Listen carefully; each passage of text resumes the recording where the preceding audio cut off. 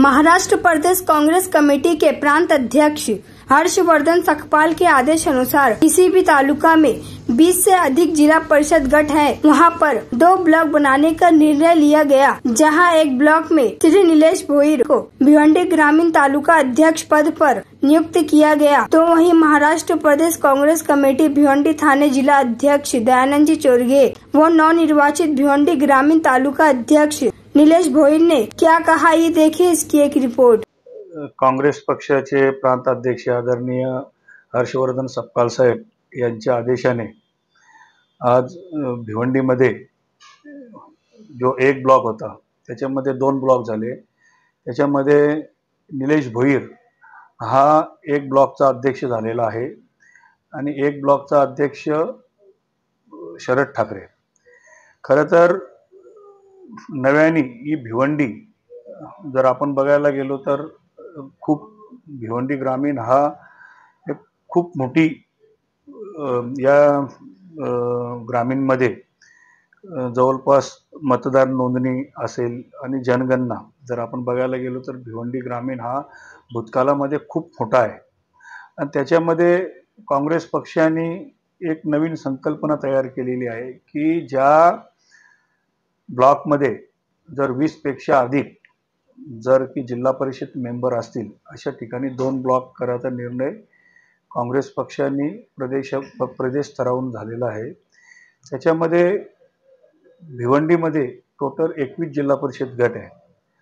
21 जिल्हा परिषद गटामध्ये प्रांत अध्यक्ष आदरणीय हर्षवर्धन सकपाल साहेबांनी माझ्याशी जेव्हा संपर्क केला त्यावेळी त्यांनी सांगितलं की भिवंडी ग्रामीणमध्ये आपल्याला 2 ब्लॉक करायचे आहेत आणि त्या 2 ब्लॉकमध्ये जेव्हा मला विचारणा केली त्यावेळेला आमचे निलेश भोईर आणि शरद ठाकरे यांची दोन्ही नावं आपण प्रदेशला दिली आणि आज निलेश भोईर याची भिवंडी ग्रामीण तालुका अध्यक्षपदी आणि शरद ठाकरे यांचीही भिवंडी ग्रामीण तालुका अध्यक्षपदी निवड झालेली आहे। महाराष्ट्र प्रदेश युवक काँग्रेस कमिटीचा सचिव म्हणून काम केलेलं आहे आणि एक हुशार मुलगा आणि हुशार थोडंसं काँग्रेस पक्षावर निष्ठेने आणि मेहनत करत असतो तो आणि त्याचा फल कुठेतरी त्याला आज एक ब्लॉकचा अध्यक्ष म्हणून त्याची निवड झाली।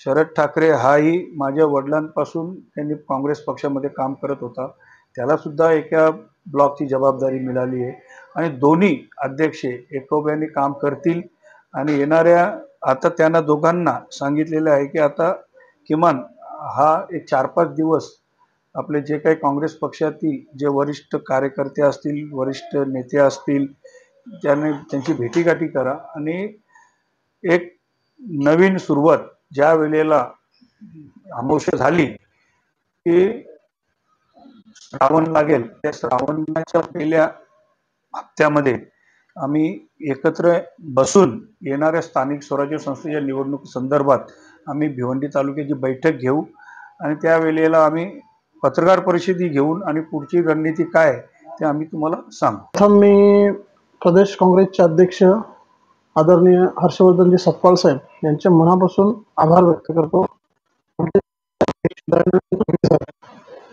यांनी जी माझ्यावर जबाबदारी सोपवली, मोठी जबाबदारी आहे, तालुका अध्यक्षपद मोठा आहे, त्या पदाला न्याय कसा देता येईल हे सर्वस्व मेहनत करेल। आज माझी नियुक्ती झाली। नियुक्ती झाल्यानंतर मी प्रथम प्रदेश अध्यक्षांना उद्या भेट घेईन, त्यांची जिल्हाध्यक्षांची भेट झाली माझी। माझे वडील राजकारणात नव्हते, माझा राजकीय वारसा नाही, तरीही प्रदेश अध्यक्षांनी माझ्यावर एवढी मोठी जबाबदारी सोपवली।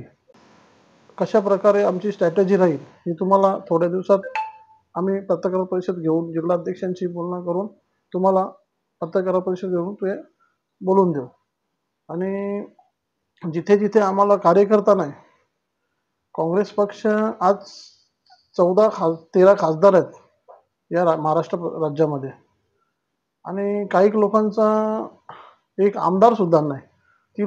काही लोक बोलतात काँग्रेस संपली। ज्यांचे 24 खासदार होते त्यांचे आम्ही 7 वर आणले। विधानसभेला झाला काही मिस लाडकी बहीण योजना जी गाजरं दिली भाजपने, महिलांसाठी लाडकी बहीण योजना काढली. परत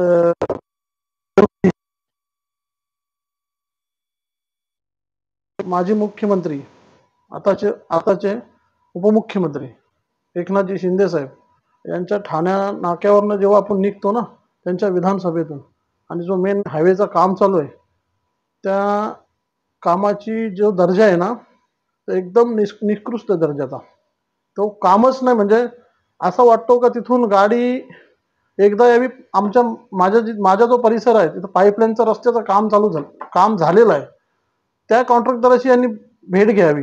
एकदम चांगल्या दर्जाचा रस्ता तो कॉन्ट्रॅक्टरांनी दिलेला आहे, आणि हा रस्ता गाडी अशी म्हणजे गाडीत बसलोय का दऱ्यात बसलोय हे समजतच नाही. मानकुलीपासून जो वडपा नाक्यापर्यंत रस्त्याचं काम चालू एकदम थर्ड क्लास क्वालिटीचा.